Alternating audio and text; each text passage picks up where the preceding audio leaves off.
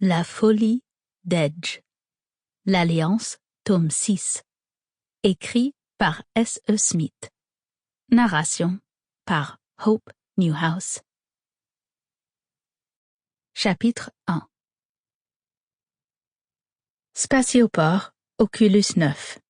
Loin à l'intérieur des territoires sous contrôle waxien. Le son d'un rire cruel transperça la périphérie de la conscience d'Edge.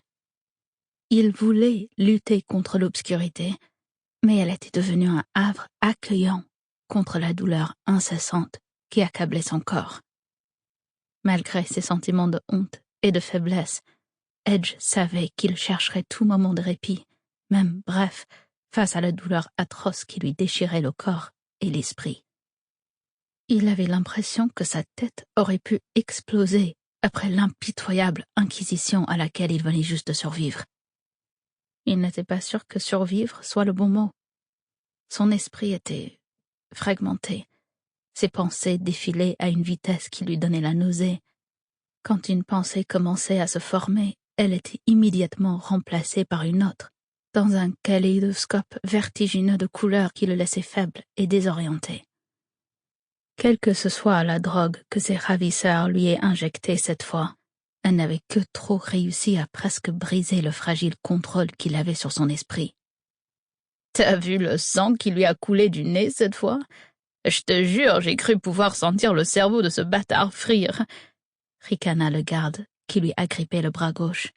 « On a juste de la chance que Départ nous ait dit d'utiliser plus de sangles pour l'attacher, ou bien on serait mort. » rétorqua le garde à sa droite. « De quoi tu parles ? Je m'attendais à ce qu'il pleure comme un bébé cette fois, » répondit le premier garde en riant à nouveau. « J'espère que tu sais que tu seras le premier qu'il tuera s'il s'échappe, » marmonna le deuxième garde.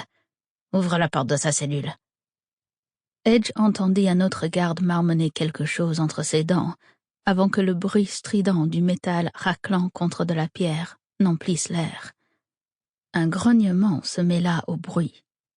Edge mit un moment à se rendre compte que le bruit venait de lui. Chaque son était amplifié dans sa tête, faisant ricocher une douleur vive et insoutenable dans son crâne. « Il bave !» gloussa le premier garde. « Tu vas voir, il va se mettre à se pisser dessus avant même qu'on s'en rende compte. Il n'arrive même pas à lever la tête ou à garder la bave dans sa bouche. Tu crois vraiment qu'il pourrait se battre contre moi ?» « J'ai entendu dire que Départ en a assez de lui, » dit le garde de cellule. Sample complete. Ready to continue?